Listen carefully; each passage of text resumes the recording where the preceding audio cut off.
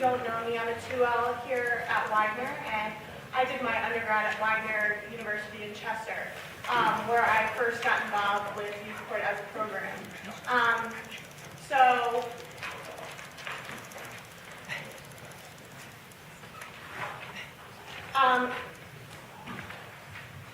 Melanie and I, so youth court at Widener, well now we have a pilot program going on in Wilmington schools. The students here today are from Chester High School, and Widener has had a presence in Chester High and schools in the Chester community for about, I guess, 6 or 7 years now. So we're going to tell you a little bit about what the program is, like I said, and then we'll get started with the mock youth court hearing. So basically, it explains up here, but youth court in general is an alternative to zero tolerance discipline policies in schools. So for minor offenses that students make, it gives them an alternative that their peers can figure out a way for them not to get in trouble in the future.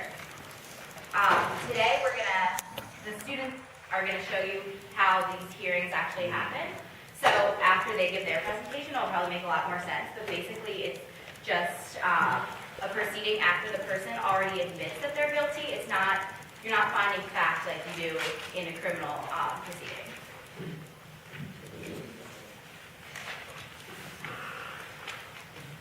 After the hearing, we'll have a question and answer type of conversation. But for just to give you a little more of a rundown, what the law students do with the program is we go into the high school or the middle schools and work with a class. Me and Melanie work together on Mondays with this class from 12:30 to 1:30. And before they started doing actual youth court hearings, we were in the classroom teaching them lessons and teaching them how to actually hold a youth court hearing. The students that are here today, most of them have actually been involved with youth court in some type of capacity for a few years. Actually, raise your hand, students, if this is not your first year with the program. So these students are more experienced than what we would see in the Wilmington program, but like I said, as law students, we go in and we teach them principles about restorative justice and how to run a youth court hearing. So this is kind of the final product of those lessons and what actually happens after they've been taught to conduct hearings. So I think without further ado,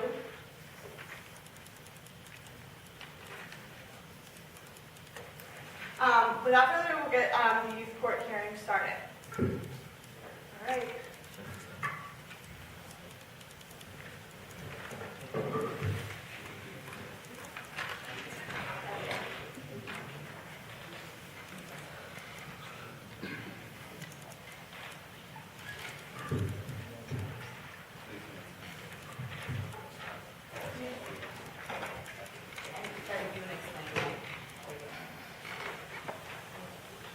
They're everything is scored outside.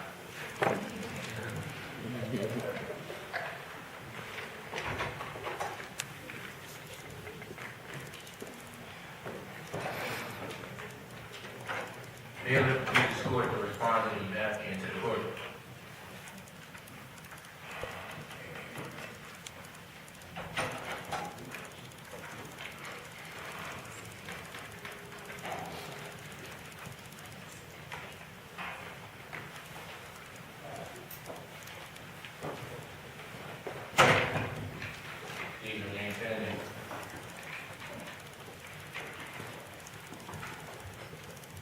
All right, you've heard it on the session.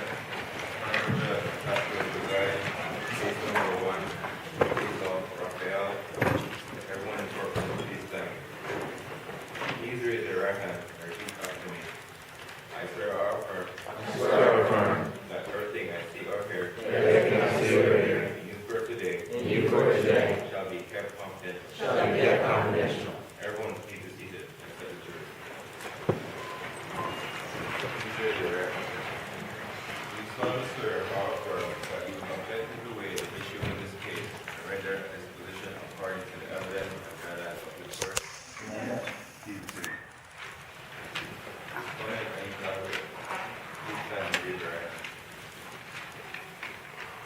Do you solemnly swear or affirm that the testimony you are about to give is the truth, the whole truth, and nothing but the truth? Yes. Please proceed. In youth court, we maintain the same level of respect in any courtroom. There will be no gun showing, eating, or drinking. No cell phones or electronic devices are allowed. No laughing, talking, or inappropriate behavior is permitted while court is in session. If there is improper behavior, it is the bailiff or I will order the behavior to cease. If verbal warnings are unsuccessful, bad behavior on the part of a spectator or juror will result in removal from the court, and the hearing will continue without them. If respondents' bad behavior disrupts the proceeding, they will be removed, a mistrial will be declared, and the case will be referred back to the referring official. Does everyone understand? Yes. Bailiff, please read the facts of the case.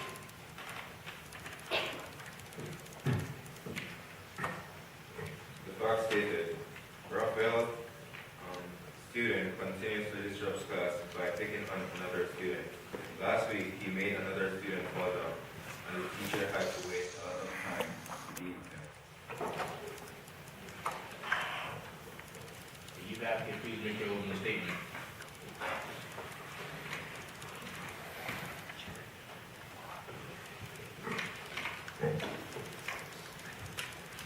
Good morning, Judge. My name is Keyshawn Nash, and I represent Mr. Raphael. The reason why me and my client is here today is because my client had an incident with another student in his class. My client, he didn't mean no harm, they were just playing around. And he accidentally just pulled the chair from the other person's seat. And he feels very embarrassed about the situation because he didn't mean for all this to escalate to how it is now. So I just hope y'all treat him fairly when you're asking all the questions y'all want to ask. Thank you.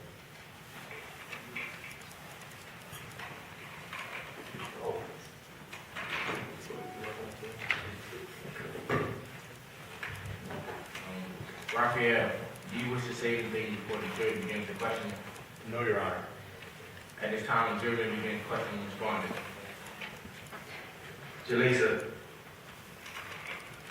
What was the real reason for the behavior? I was messing around because she's my best friend in class, and we were just joking in class.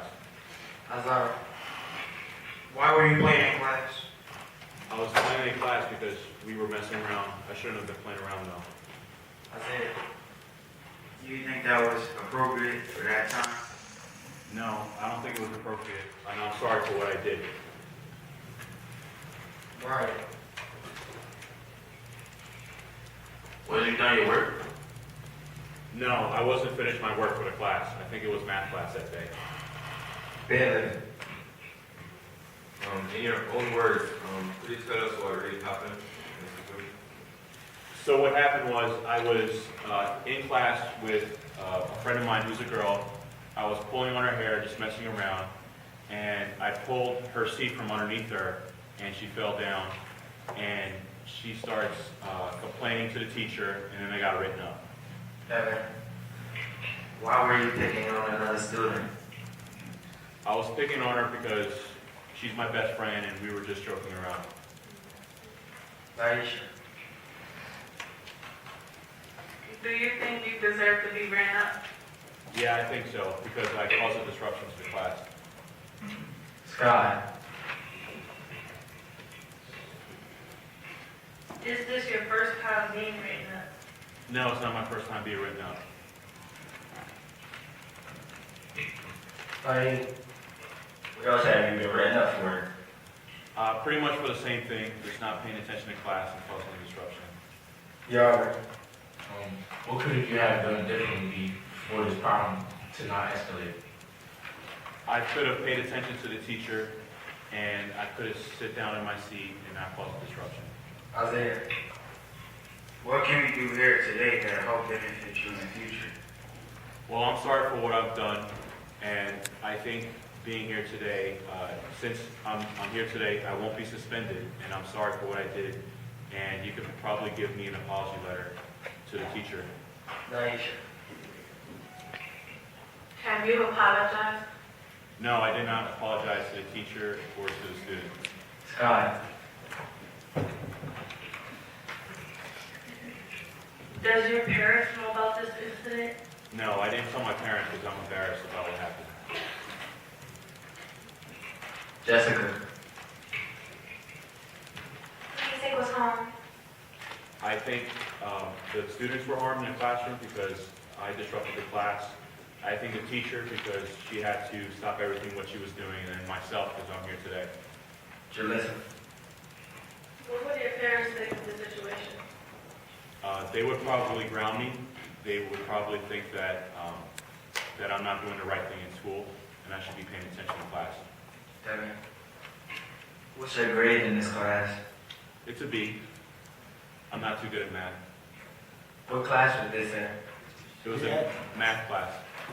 Just said that.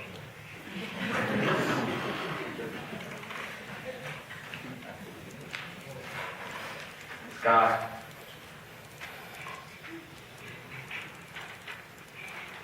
What made you pull her hair and pull her seat up under? I like her. I've been fooling around with her, and I think she's cute. Devin. Why didn't you tell her that? Because I'm just a shy high school kid. Azan. Did you get in trouble in other classes? No, not really. Just in math class.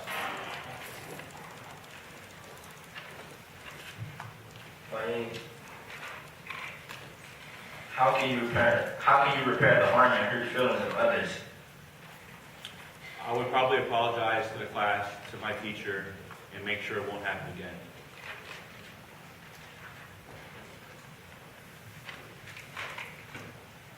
Better. If the situation wasn't happening again, what would you do differently? If this situation happened again, what I would do differently is I would check my emotions, and I would probably pay attention in class, because I don't want to get suspended, because I have a good grade in class.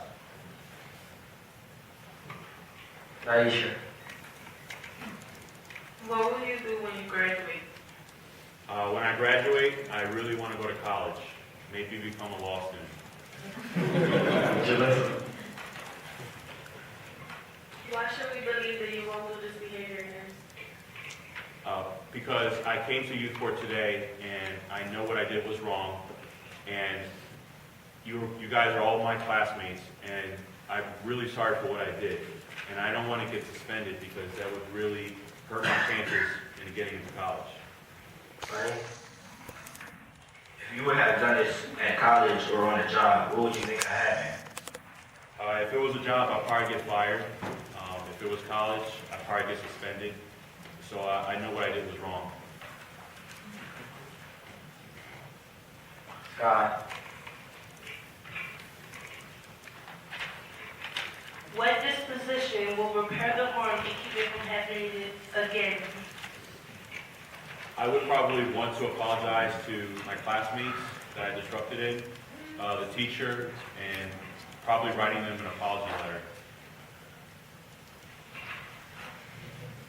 Jalissa.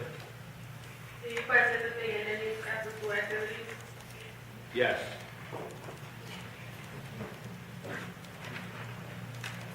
Naisha. What do you like most and least about school? Most about school is I like being around my friends, hanging out at the cafeteria. Probably least is math class. Ryan. Do you think you should be restricted from your after-school activities? I really hope not, because I really like playing baseball outside of class. Sky. Have you seen the girl after this occurred? Yes, I did, and I apologize to her already.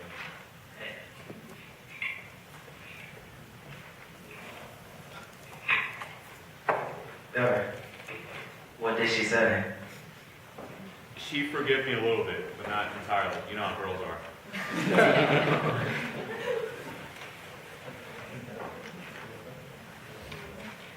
We have no further questions, Your Honor.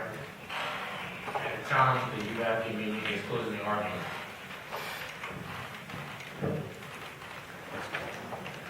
Well, as y'all can see that my client is true to y'all, never holding it back. And I know we all had that one crush that we always wanted to play around with. So I just hope that y'all give him a fair disposition. Thank you.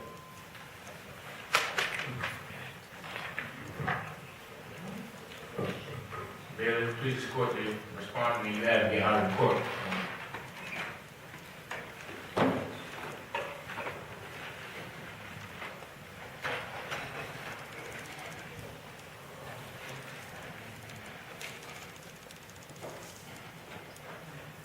At this time, the jury will begin its deliberations.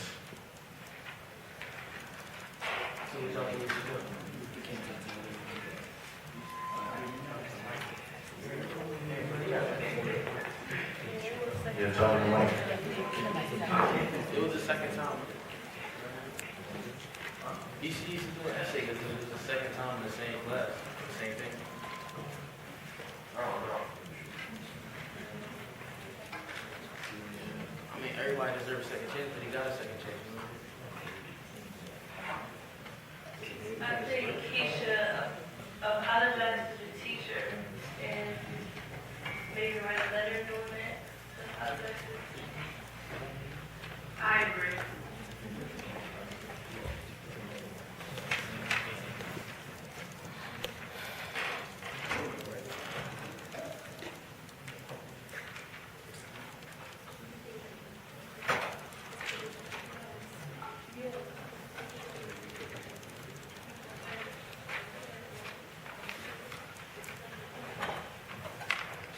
please remain standing. To the entire jury, please stand and read this disposition to the respondent. Your Honor, our disposition is that the respondent has the right for paragraph about to the teacher and to the girl how to express his feelings and to the teacher about not playing class. Respondent, do you understand this position? Yes, I do, Your Honor. Do you plan to complete it? Yes, I'm going to hand it to Ms. Brown after class. Do you understand if you do not complete it, your case will be returned to the referring official for further action? Yes. Court is now adjourned. Please escort the respondent and advocate in the court to complete the disposition contract.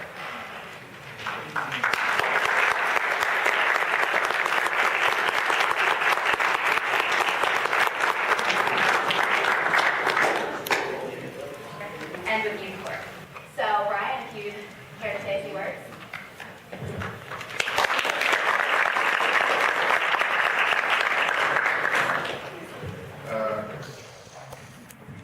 Pick up my voice, all right. Good morning, everybody. Can you hear me up there? How y'all doing? This room is really huge. I'm Brian Boston, alumni of CHS 2011. My experience in youth court is very memorable. I started my freshman year as a freshman who did not like court or youth court, so to speak. It was a tough journey. I was kind of a at-risk youth, putting myself in situations where I was deemed to get arrested, or I got suspended a lot. So when I joined the youth court, it was a big transition because I was taught how to present myself in front of my peers and how to abide by the school rules and how to promote those school rules in youth court. And it's a great thing. A lot of benefits came with it. I ended up testifying in Harrisburg against the school-to-prison pipeline, which was really important because being African-American male from the city of Chester, there's a lot of statistics put on us.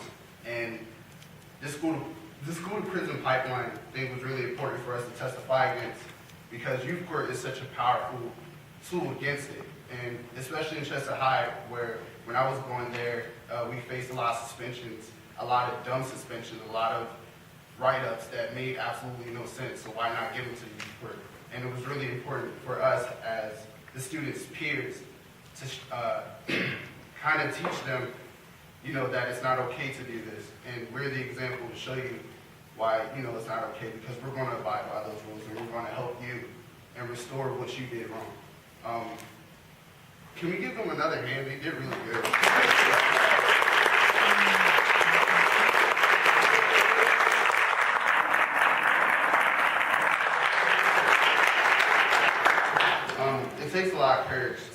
sit there and face your peers and tell them that, you know, you did this wrong. However, we're going to help you fix the harm done.